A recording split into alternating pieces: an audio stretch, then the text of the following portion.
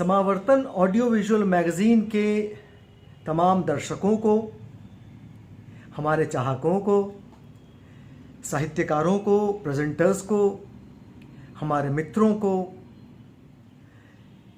नव वर्ष 2021 की हार्दिक हार्दिक शुभकामनाएं। आज है 2 जनवरी 2021 शनिवार और हम आपके बीच लेकर के आए हैं 53rd एपिसोड, 53वां अंक। और मैं हूं आपका अपना मित्र, दोस्त, होस्ट अजय भट्टाचार्य। आज के हमारे इस एपिसोड में सबसे पहले हम महाकवि भास द्वारा रचित अभिमारक और उसको प्रेजेंट करेंगे गिरिजेश व्यास जी। उसके पश्चात अशोक भौमिक जी की जो कहानी श्रृंखला है उसको डॉक्टर निवेदिता वर्मा आपके बीच लेकर के आएंगी। और अंत में मेरे मित्र निरंजन श्रोत्री जी, जो अनफॉर्चुनेटली कोविड ग्रस्त हैं, लेकिन उसके बावजूद उन्होंने ये एपिसोड रिकॉर्ड करके हमको भेजा है। निरंजन भाई ये बताता है कि आप समावर्तन से कितना प्यार करते हैं, अपने दर्शकों से कितना प्यार करते हैं। आपका खूब खूब आभार। तो दोस्तों, आज का एपिसोड हम शुरू करते हैं। सबसे पहले मैं आमंत्रित करूंगा गिरिजेश व्यास जी को कि वो आएँ और अभिमारक की शुरुआत करें, और हरदीप दायले जी को कि वो इसकी रूपरेखा, अभिमारक की रूपरेखा आप लोगों के बीच रखें। सबसे पहले हरदीप दायले जी। नमस्कार।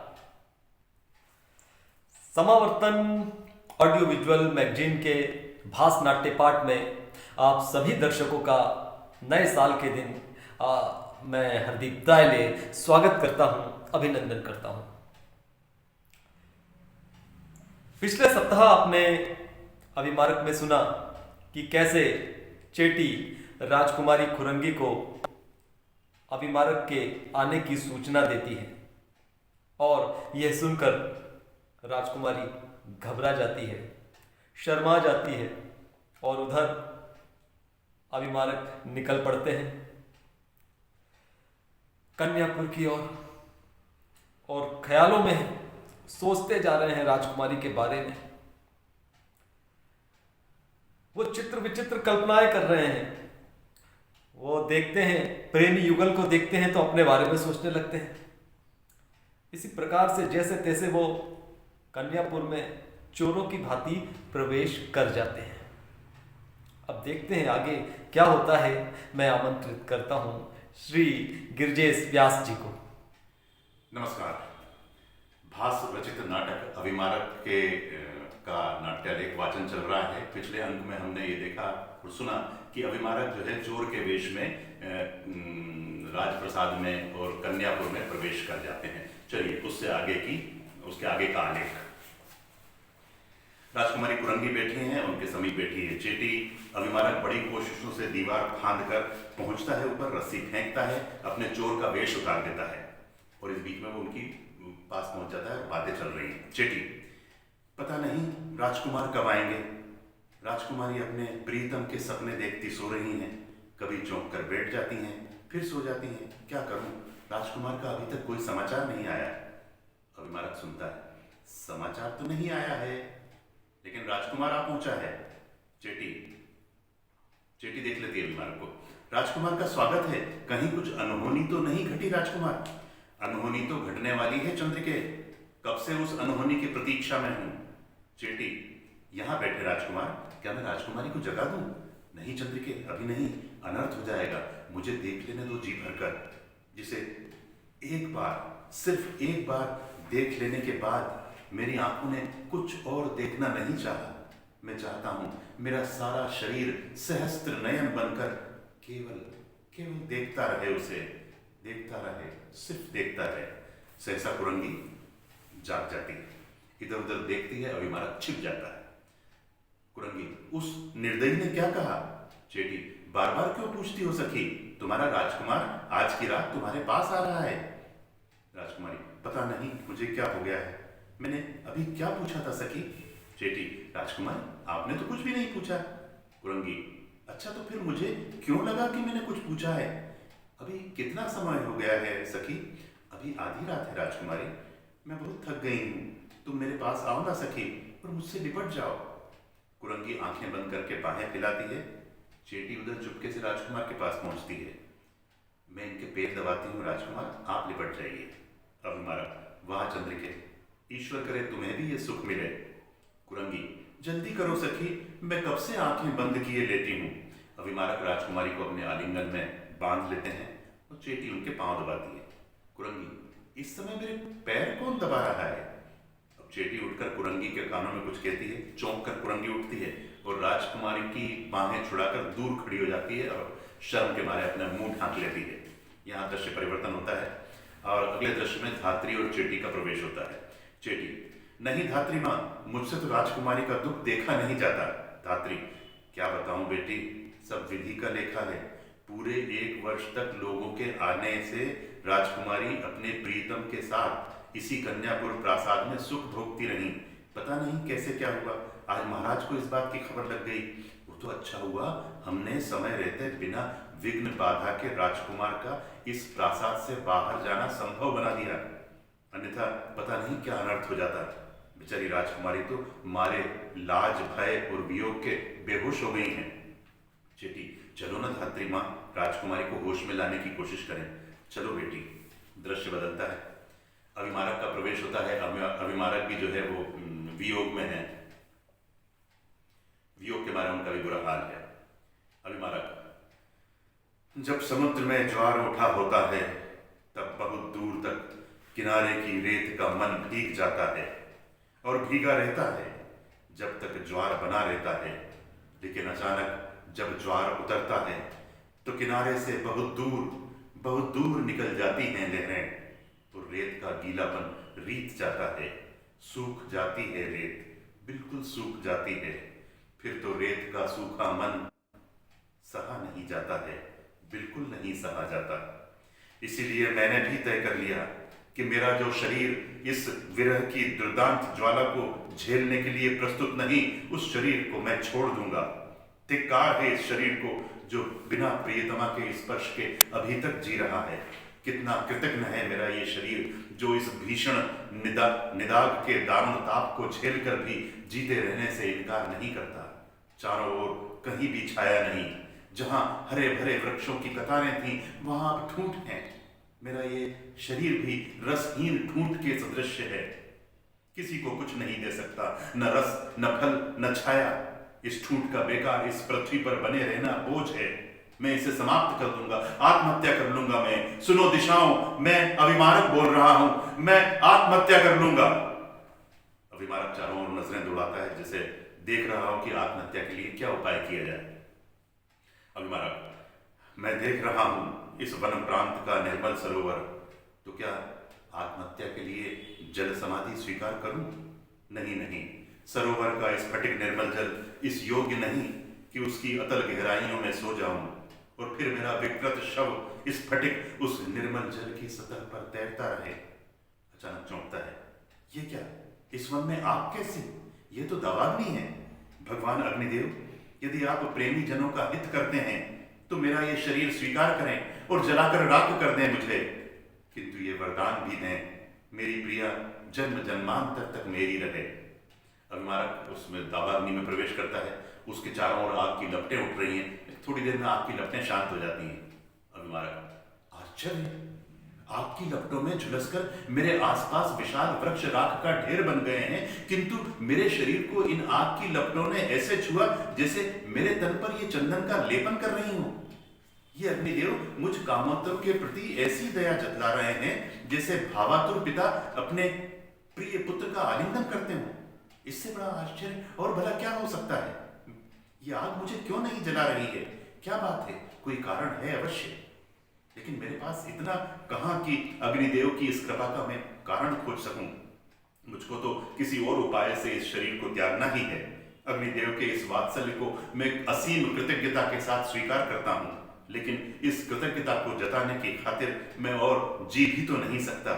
मैं अब और जी नहीं सकता, नहीं जी सकता अब मैं। आत्महत्या ही मेरी एकमात्र नियति है। उपाय की तलाश करनी है मुझे। चारों तरफ घूमकर देखता है। ठीक है, इस पर्वत का आमंत्रण मुझको मिल रहा है। मैं इस पर्वत पर चढ़कर कूदकर यहां से अपने प्राण त्याग दूंगा। अभिमारक पर्वत पर चढ़ता है। कितनी शांति है यहाँ इस पर्वत पर। यहां से कूदकर प्राण त्यागने में अलौकिक सुख मिलेगा। यहाँ निर्झरणी का जल भी है। मृत्यु के पूर्व इस जल में आचमन कर मैं अपना जप संपन्न कर लूं। अभिमारक ध्यानस्थ हो जाता है जप संपन्न करने के लिए। इस बीच में विद्याधर का अपनी प्रिया के साथ प्रवेश होता है। विद्याधर, प्रिय सौदामिनी, हमारे शांत जीवन में घटना का उतार चढ़ाव नहीं है, लेकिन हमारी दिनचर्या में क्षण क्षण परिवेश बदलने की उत्तेजना है। सुबह हुई तो हम पहुंचे कुरुदेश में, जल क्रीड़ा करते रहे मानसरोवर में। यौवन की पुकार उठी तो हम जा पहुंचे मंदराचल कंदरा में, दोपहर की नींद के लिए। यह मलय पर्वत जैसे हो शयनागार, हम जहां भी चाहें जब भी चाहें पहुंच जाते हैं क्षण भर में उड़कर। देखो इस ऊंचाई से पृथ्वी कैसी लगती है। पर्वत जैसे हो हाथी के बच्चे, सागर, क्रीड़ा सरोवर, वृक्ष तो शैवाल की तरह दिखते हैं। नदियां पृथ्वी की मांग सी लगती हैं, और विशाल भवन, प्रासाद, अट्टालिकाएं जैसे हों असंख्य बूंदें। लो समझ जाओ, अब हम शीतल चंदन वाले मलयगिरी पर्वत पर उतरने वाले हैं। वहां विद्याधर की दृष्टि ध्यानस्थ अभिमारक पर पड़ती है। अरे ये कौन है? ओ समझ गया, कोई मंत्र भ्रष्ट विद्याधर होगा। सौदामिनी कहती है, ऐसा रूप भला दूसरों का कैसे हो सकता है? ठीक है, मैं अभी इसका वृत्तांत पूछूंगा। अभिमारक अपना जप समाप्त करते हैं और उठते हैं। अभिमारक, मेरा जप समाप्त हुआ, अब मैं इस पर्वत से कूदकर इस शरीर को समाप्त करूंगा। जैसे ही अभिमारक कूदने को उद्यत होते हैं कि उनकी दृष्टि पड़ती है विद्याधर और सौदामिनी पर। अभिमारक, अरे इस निर्जन प्रदेश में यह कौन है? मैं कहीं सपना तो नहीं देख रहा हूं? जब मनुष्य का अंतकाल समीप होता है तो वो सपनों से घिर जाता है। फिर भी यथार्थ तो जान ही लूं। विद्याधर से कहते हैं, आप किस वंश को अलंकृत करते हैं? विद्याधर, मैं मेघनाद नाम का विद्याधर हूं, और यह है मेरी स्त्री सौदामिनी। आज भगवान अगस्त्य की आराधना के लिए विद्याधरों ने उत्सव आयोजित किया है। हम उत्सव में सम्मिलित होने के लिए जा रहे थे, तो सोचा कि इस पर्वत पर थोड़ा विश्राम कर लें। यही हमारा वृत्तांत है। अब आप बताइए कि आप इस धराधाम को अपनी मांगलिक उपस्थिति से देवलोक क्यों बना रहे हैं? अभिमारक स्वयं से कहते हैं, क्या कहूं, अपने मरण काल में मिथ्या तो नहीं कहूंगा। फिर वो विद्याधर से कहते हैं, श्रीमान, मैं अभिमारक नाम का सौवीर राजकुमार हूं। विद्याधर स्वयं से कहते हैं, मैं इस परिचय को सच कैसे मानूं? लेकिन फिर पूछते हैं, आप यहाँ अकेले क्या करने आए हैं? अभिमारक स्वयं से कहते हैं, मैं इनसे क्या कहूं? और मुंह नीचा करके अभिमारक बैठ जाते हैं। विद्याधर स्वयं से बात करते हुए, अच्छा तो मैं अपने मंत्र बल से स्वयं जान लूंगा। मन ही मन वो मंत्र विद्या की आवृत्ति करते हैं और एकदम चौंक पड़ते हैं। ओह, ये तो बहुत कष्ट में है। यह व्यक्ति तो स्वयं नहीं जानता कि यह अग्निदेव का पुत्र है। इसीलिए अपनी प्रियतमा के विरह में अपने प्राणांत के लिए जब इसने अग्नि में प्रवेश किया तो अग्नि ने इसे जलाया नहीं। अब ये पर्वत से कूदकर प्राणांत करना चाहता है, और वहां बेचारी राजकुमारी कुंती भोज कन्या कुरंगी भी मृत्यु का वर करने को छटपटा रही है। वाह, मैं भी कितने अच्छे समय पर पहुंचा हूं, अब मैं इसकी अवश्य सहायता करूंगा। फिर वो उसे अभिमारक से कहते हैं, मित्र अभिमारक, मित्रता में छल नहीं किया जाता, और मैं जिस बात को जान गया हूं उसे तुम छिपा नहीं सकते। अभिमारक, आप क्या कहना चाहते हैं? विद्याधर, आज से हम लोगों की मित्रता हुई है। मैंने तुम्हारी मनोदशा जान ली है। तुम आत्महत्या के लिए ही इस पर्वत की शरण में आए थे ना? बात तो यही है। अच्छा ये बताओ कि यदि स्वयं छिपे रहकर राजकुमारी के कन्यापुर में प्रवेश तुम्हारे लिए संभव हो जाए तो तुम क्या करोगे? अभिमारक, अंधा क्या चाहे, दो आंखें, मैं क्या चाहूं, बस कन्यापुर में प्रवेश। तो विद्याधर एक अंगूठी निकाल कर दिखाते हैं। ये अंगूठी देख रहे हो? हाँ देख रहा हूं। ये चमत्कारी अंगूठी है। चमत्कारी? हाँ, इस अंगूठी को दाहिने हाथ की उंगली में धारण करने से मनुष्य अदृश्य हो जाता है, और फिर बाएं हाथ की उंगली में धारण करने से फिर प्रकट हो जाता है। क्या सचमुच ये संभव हो सकता है? पहले अपनी आंखों से इस चमत्कार को देख लो, फिर मेरी बात पर विश्वास करना। अच्छा मित्र, क्या मैं दिखाई देता हूँ? हाँ हाँ अवश्य। और विद्याधर जैसे ही दाहिने हाथ की उंगली में अपनी अंगूठी पहनते हैं, अदृश्य हो जाते हैं। विद्याधर की आवाज आती है, क्यों मित्र, क्या मुझे देख सकते हो? अरे सचमुच चमत्कार, मैं तो मित्र तुम्हारी छाया भी नहीं देख पा रहा हूं। विद्याधर फिर प्रकट हो जाते हैं। कृपा कैसी, सच तो यह है कि अपनी इस अंगूठी को किसी सही व्यक्ति को भेंट कर मैं स्वयं बहुत प्रसन्न हुआ। अभिमारक, विद्याओं में भी क्या अद्भुत प्रभाव है। विद्याधर मित्र, अंगूठी पहनने पर तुम स्वयं अदृश्य हो जाओगे और जिसे तुम स्पर्श किए रहोगे वह भी अदृश्य होगा और वह जिसे छूता रहेगा वह भी अदृश्य होगा। अब और क्या कहूं? अभिमारक कहते हैं, तुमने मुझे अंगूठी क्या दी, नया जीवन दे दिया। अच्छा, अब हमको अनुमति दो। अभिमारक, अरे हाँ, बातों बातों में हम भूल गए, सचमुच आपको मेरे कारण बहुत देर हो गई है, दोनों चल देते हैं। इस बीच में क्या होता है, विदूषक भी आता है और एक वृक्ष के नीचे आकर बैठ जाता है। हमारे सोवीर राज्य के भी क्या भाग्य हैं, पहले तो वर्षों तक निपुत्र है, फिर देवताओं की कृपा हुई तो एक पुत्र हुआ, और पुत्र भी क्या अति मानव, उसने अकेले ही भेड़ का रूप धारण करने वाले एक राक्षस को अपने बाहुबल से मार डाला और विष्णुसेन से अभिमारक बन गया। सोचा चलो बला टली, लेकिन फिर देखते ही देखते एक मतवाला हाथी आ टपका और मेरे मित्र ने उस हाथी का घमंड चूर चूर कर दिया, मगर एक हिरनी के चक्कर में फंस गया। नहीं नहीं नहीं, हिरनी नहीं, हथनी। उसने मेरे मित्र को सूंड में फंसाकर यूं उछाला कि मेरे मित्र का पता ही नहीं चला। मगर मैंने भी तय कर लिया है, सारी पृथ्वी घूमकर अपने मित्र को अवश्य ही ढूंढ निकालूंगा, फिर मित्र को अपनी अंगूठी की गांठ में बांधकर कब्र में खोस लूंगा। वो फिर मैं देखता हूं कि वो हथनी कैसे मेरे मित्र को अपनी सूंड में फंसा दी है। नहीं नहीं नहीं, हथनी नहीं, हिरनी सी कोमल राजकुमारी। और जमहाई लेकर विदूषक सो जाता है। आज का ये एपिसोड आगे बढ़ाते हुए मैं आमंत्रण दूंगा डॉक्टर निवेदिता वर्मा जी को, मेरी बहन को, कि वो आएँ और अशोक भौमिक की जो कहानी श्रृंखला है उसको आगे बढ़ाएं। डॉक्टर निवेदिता वर्मा।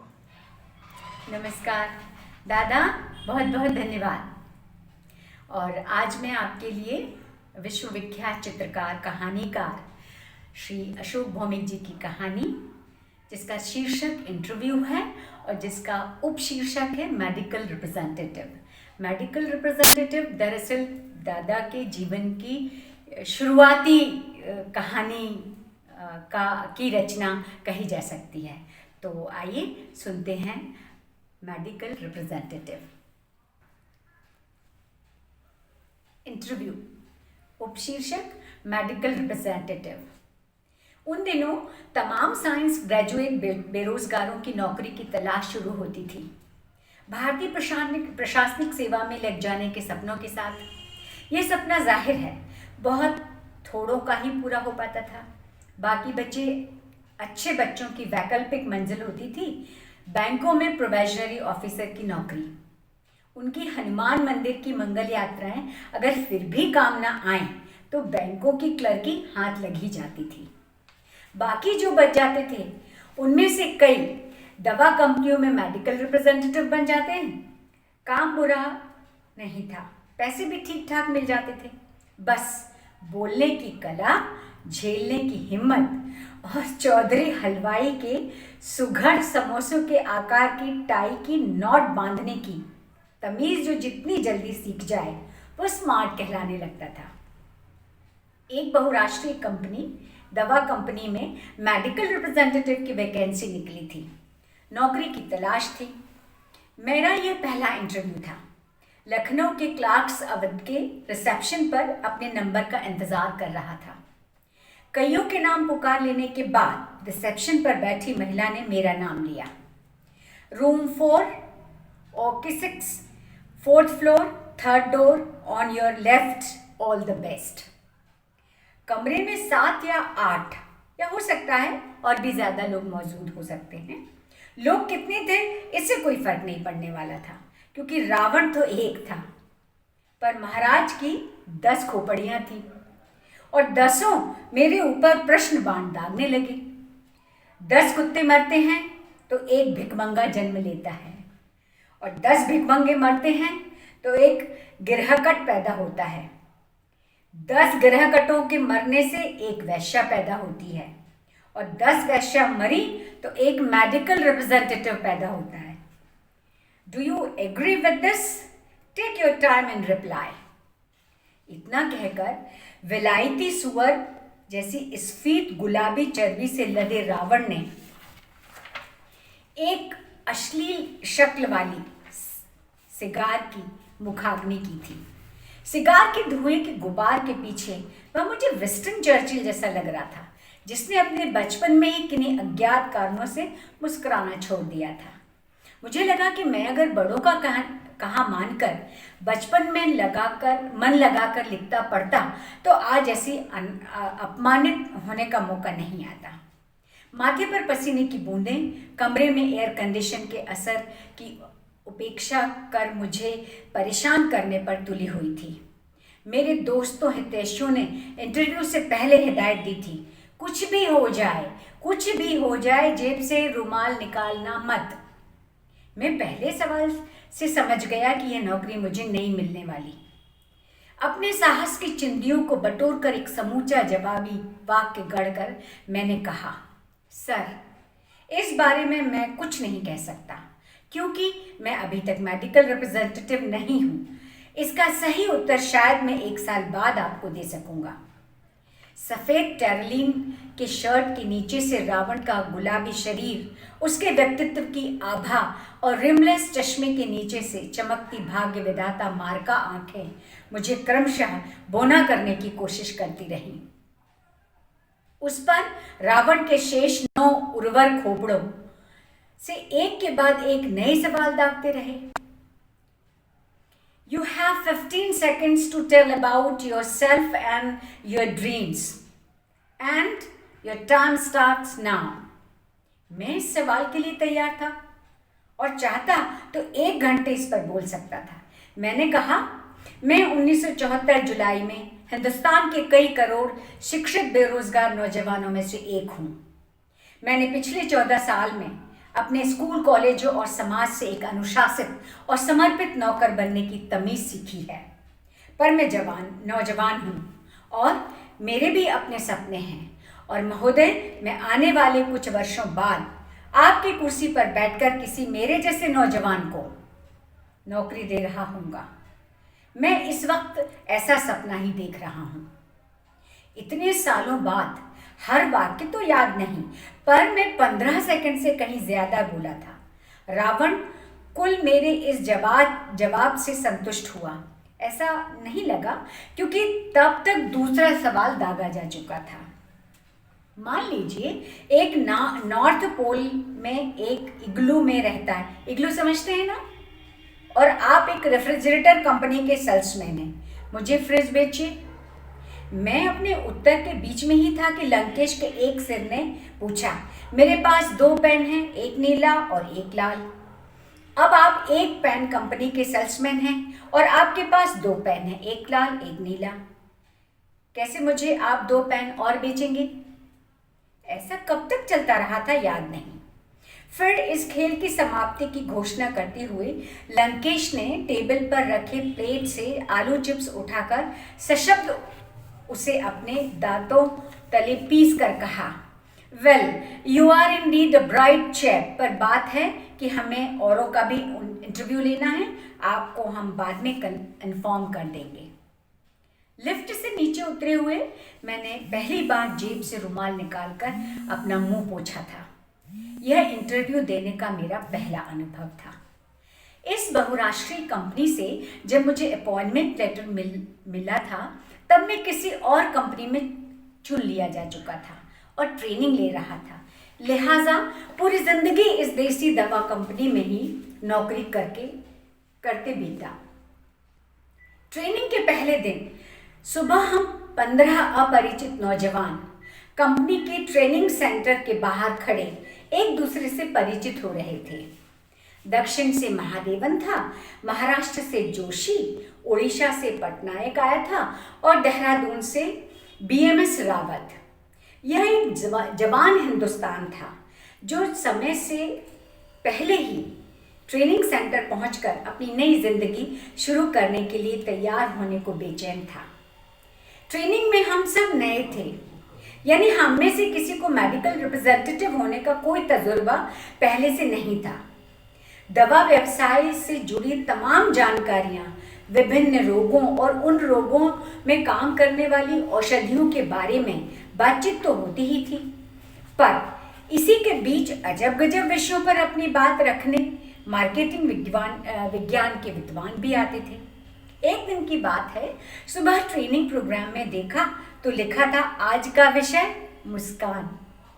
इस विषय पर वक्ता जब लगभग 2 घंटों का अपना भाषण खत्म किया तो लगा इस पर मानो कई घंटे बातचीत हो सकती है। इस भाषण के पहले मैंने कभी हंसी, मुस्कान, अट्टहास, नकली हंसी आदि हंसी के इतने सारे स्वतंत्र रूपों के बारे में सोचा भी न था। आपका कस्टमर अगर एक बेवकूफ़ी भरा चुटकुला सुनाए तो उसकी तारीफ करते हुए जोर से हंसिए, ताकि उसे लगे कि उसने बहुत अक्लमंद का चुटकुला सुनाया है। डॉक्टर हो या केमिस्ट, अपनी विद्वता और ज्ञान को जेब से बाहर नहीं निकालें, क्योंकि कस्टमर इज ऑलवेज करेक्ट। दवा का नाम कंपोज और कोई केमिस्ट या डॉक्टर अगर उसका उच्चारण कालमपोज कर रहा हो तो आप भी उस गलत उच्चारण को कीजिए, उसे सुधारिए नहीं। जहाँ भी जाइए वहाँ के रीति रिवाजों को जितना ज़्यादा और जितने कम समय में आप जान लेंगे, सफलता उतनी ही जल्दी मिलेगी, आदि आदि। ऐसा ही एक दूसरा व्याख्यान याद आ रहा है जिसने मुझे हसरत, चाहत, सपने, ख्वाहिश, मुराद के अर्थों के फर्क को समझाया था। ट्रेनिंग के दिनों में बहुत कुछ सीखा, पर आज भी आकांक्षा, महत्वाकांक्षा और सपनों के बीच के अंतर के बारे में अबूझ बना हुआ हूँ। ट्रेनिंग के पहले दिन ही हमारे ट्रेनिंग मैनेजर ने एक बात कही थी जो उस दिन तो समझ में नहीं आई थी, पर बाद में इस सच को बहुत शिद्दत के साथ महसूस कर पाया था मैं। उन्होंने कहा था, 1.25 महीने की ट्रेनिंग महत्वपूर्ण तो है, पर किसी को ट्रेनिंग देकर मेडिकल रिप्रेजेंटेटिव नहीं बनाया जा सकता।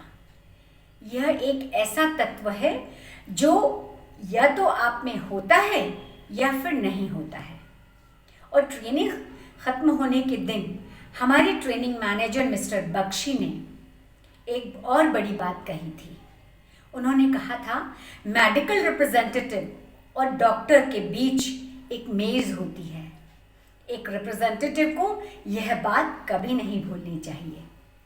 मेडिकल रिप्रेजेंटेटिव की नौकरी के लंबे सफ़र में तमाम हम सफ़र मिले जिनकी ज़िंदगियों पर कहानी नहीं, उपन्यास लिखे जा सकते हैं, पर दिक्कत एक ही है, कई पाठकों को वे विश्वसनीय नहीं लगेंगी, क्योंकि ज़िंदगी एक ऐसी शक्ल में सबसे मिलती है जिसे कभी छोटा सा हादसा समझकर बगल से निकल गए थे। आज इतने वर्षों बाद जब उसे याद करता हूँ तो लगता है कि उस मामूली सी बात के अंदर कितनी बड़ी कहानी छुपी थी जिसे मैं तब देख ही नहीं पाया था। जीवनपुर हाट जंक्शन दरअसल मेरी डायरी नहीं है, न ही किसी घटना या व्यक्ति का हूबहू वर्णन ही है। हाँ, जगहों, लोगों के नाम बदल लेना ज़रूरी लगा, सो बदल कर पेश कर रहा हूँ। मधुबन, फूलपुर, जियनपुर, अनजान शहीद, हसरतगंज, उम्मीदपुरा, दोपहरी हाट, स्वप्न नगर, चाहतपुर, ख्वाब सराय, शबनम बाज़ार, मुसाफिर खाना, बैरागर बगिया, मुरादगंज, दोस्तपुर, रानी की सराय, सुखी मन का पुरवा, ख्वाहिशगंज, यादनगर, घाट सफीना, पिया की पुलिया, बेगमपुर बाज़ार और मेरा अपना जीवनपुर हाट जंक्शन। 20वें साल की दहलीज पार कर 21वें की सफ़र में निकले एक नौजवान को दुनियादारी के विश्वविद्यालय में दाखिला मिला था 1974 में। सोचा था सब कुछ ठीक ठाक रहा तो 2-4 साल में जीवन की सही समझ आ जाएगी मुझे, पर जीवन इतने खूबसूरत रंगों को साथ लिए मुझसे मिलती रही कि उसे समझने का वक्त ही नहीं मिला। दुनियादारी के सवालों ने परेशान करना चाहा, पर मुझे कहाँ वर्तमान में जीना था। जो मैं उन पर सोचता, मैंने सपने देखे, खूब सारे सपने देखे। हमारी बढ़ती जाती उम्र साथ के साथ ही छूटते जाते, हाथ की मुट्ठियों में बालू के मानिंद वक्त सरकता जाता। पर सपने हैं कि कभी मेरा साथ ही नहीं छोड़ते। वे जुलूस बनकर चलते रहते थे। शहर बदला, घाट बदले, सफ़र बदले, हम सफ़र भी बदले। मैं दुनियादारी की पाठशाला में बैठे बैठे पाठशाला की दीवार पर फासिल बन गया, पर दुनियादारी का पहाड़ा रख नहीं पाया। पुरखों ने ताले दिए थे ढेर सारे, चाबियां बनाना भी खूब सुंदर सिखाया और मैंने खूब सुंदर सीखा भी। बस किस ताले में कौन सी चाबी लगती है इसका इल्म नहीं हुआ मुझे। सो आज मैं निहायत गैर ज़रूरी ताले चाबियों का बोझ ढो रहा हूँ। उन्हीं में से कुछ आपसे बांट रहा हूँ, ये जानते हुए भी कि ऐसा करने से यह बोझ हल्का होने वाला नहीं है। झूठ नहीं बोलूँगा, बिल्कुल झूठ नहीं बोलूँगा। ताले चाबियों के बोझ को कंधे पर लाद कर चलने की मजबूरी के बावजूद मुझे इस सफ़र में बहुत कुछ मिला जो बहुत सुंदर था, बहुत कुछ हुआ जो बहुत सुंदर था, बहुत कुछ देखा जिससे सुंदर शब्द मेरे लिए नए अर्थों के साथ परिभाषित हुआ। लिहाजा आज वे बहुत याद आते हैं। मेरा जीवनपुरा जंक्शन खूबसूरत या साफ सुथरा कोई स्टेशन नहीं था, ऐसा कतई नहीं है। यहाँ ना तो कभी कोई गाड़ी वक्त पर आई, ना ही कोई वक्त पर छूटी, पर एक गाड़ी है जिसका जिक्र तो सबके जुबान पर रहता है, मगर कब आएगी इसका पता किसी को नहीं। लिहाजा उसके बारे में क्या कहा जाए? जो कहा जाएगा वो मैं कल यानी रविवार को आपको सुनाऊंगी। आज के लिए बस इतना ही। नमस्कार। निरंजन श्रोत्री जी, आप जहाँ तक मैं जानता हूँ इस बीच क्वारंटाइन में हैं, उसके बावजूद आपने ये एपिसोड रिकॉर्ड करके भेजा है। हम तहे दिल से आपका आभार मानते हैं और आपके कमिटमेंट के लिए सलाम आपको। आज किस युवा कवि को हमारे बीच लेकर के आ रहे हैं निरंजन भाई? आइए अपने युवा कवि को लेकर के। नमस्कार दोस्तों, आइए आज सुनते हैं हिंदी के महत्वपूर्ण कवि अग्निशेखर को। अग्निशेखर जम्मू में रहते हैं, पहाड़ों में, और समकालीन हिंदी कविता में खास करके निर्वासन चेतना के प्रमुख कवि माने जाते हैं। उनके 6 बहुत महत्वपूर्ण काव्य संग्रह, जो कि पुरस्कृत काव्य संग्रह भी हैं, हमारे सामने हैं। किसी भी समय, मुझसे छीन ली गई मेरी नदी, काल वृक्ष की छाया में, जवाहर टनल उनकी बहुत प्रसिद्ध कविता है, मेरी प्रिय कविताएं और no earth under our feet. इसके अलावा अग्निशेखर ने कविता से इतर विधाओं में भी महत्वपूर्ण लेखन किया है और संपादन कार्य भी किया है, जैसे कि प्रगतिशील वसुधा के कश्मीर अंकों का उन्होंने अतिथि संपादन किया है।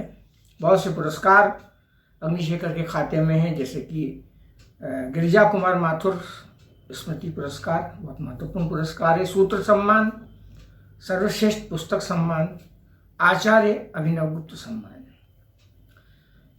अग्निशेखर की कविताएं हों चाहे कोई और विधा, हम उन्हें हमेशा जलावतन और निर्वासन के प्रश्नों से जूझते हुए पाते हैं। तो आइए सुनते हैं हिंदी के महत्वपूर्ण कवि अग्निशेखर को।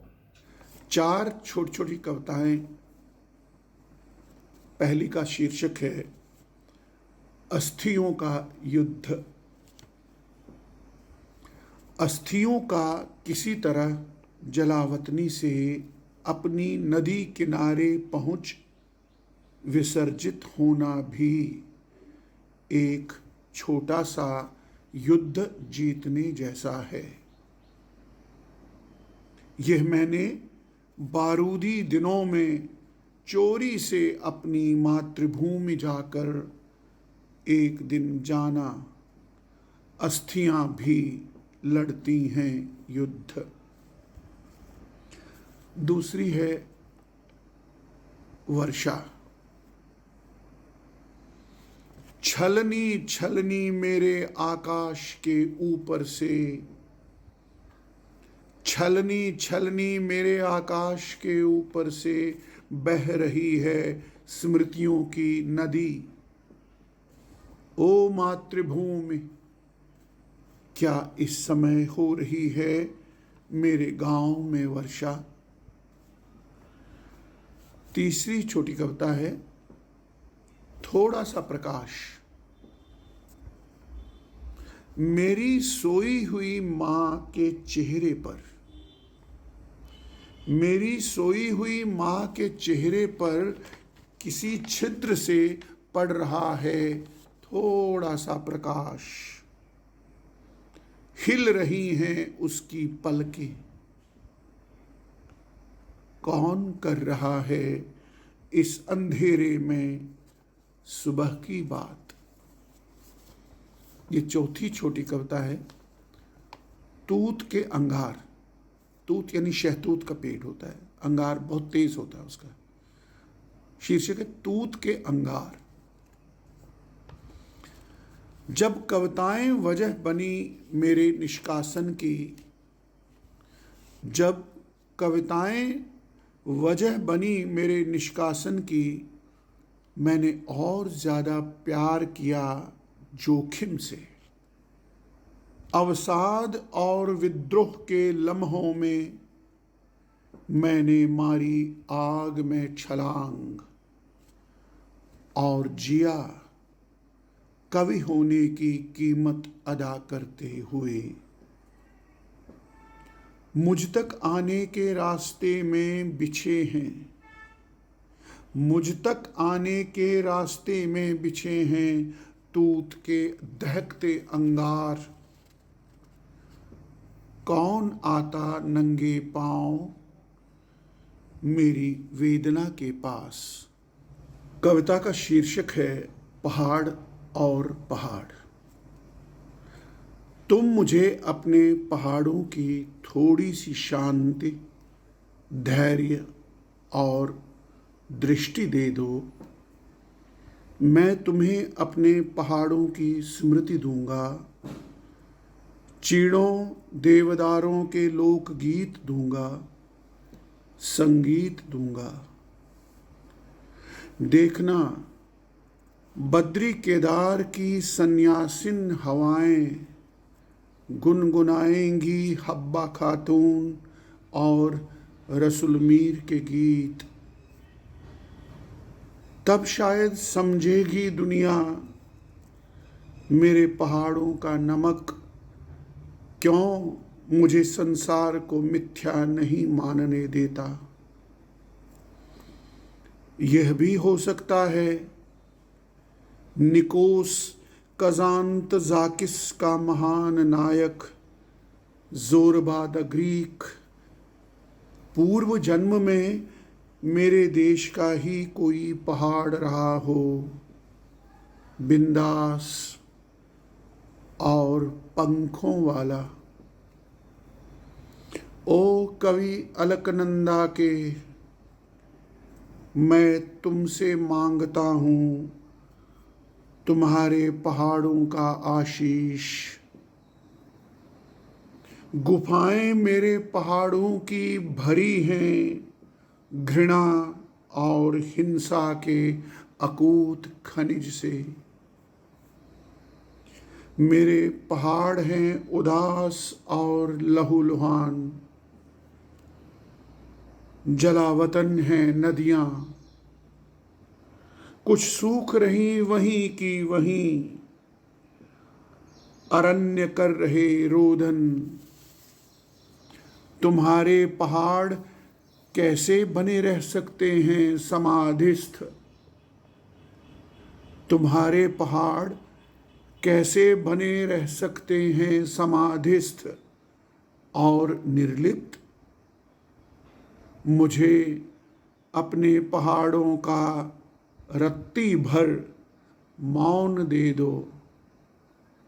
ये कविता लीलाधर जगोड़ी के लिए। ये 53वां एपिसोड पूरा करूं उसके पहले मेरे दिल से ये कामना है कि ये आने वाला वर्ष कोरोना मुक्त हो, हम उसी तरह से, जिस तरह से पहले हम मिलते थे, उठते थे, बैठते थे, खाते थे, पीते थे, एक दूसरे को, मित्रों को हक करके उनका अभिवादन करते थे, वो दिन वापस लौट करके आ जाएं, ऐसी अभ्यर्थना आज का एपिसोड पूरा करता हूं। और उम्मीद करता हूं कि अभी तक आपने समावर्तन ऑडियो विजुअल मैगज़ीन को सब्सक्राइब कर लिया होगा। नहीं किया हो तो प्लीज़ कर लीजिएगा और बेल आइकन ज़रूर दबा दीजिएगा, जिससे नोटिफिकेशंस आपके बीच आ सकें।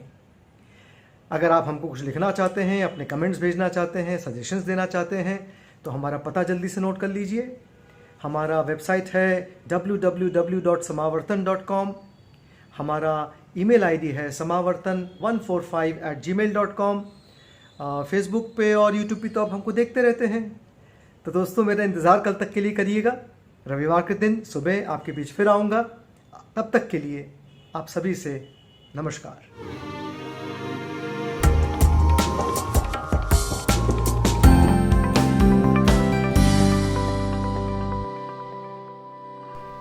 इस वीडियो के नीचे डिस्क्रिप्शन बॉक्स में चैनल का लिंक दिया हुआ है। आप उस पर क्लिक करके समावर्तन चैनल तक पहुंच जाएंगे। वहां पर चैनल को लाइक और सब्सक्राइब कीजिए। और हाँ, कमेंट बॉक्स में अपने महत्वपूर्ण कमेंट ज़रूर कीजिएगा।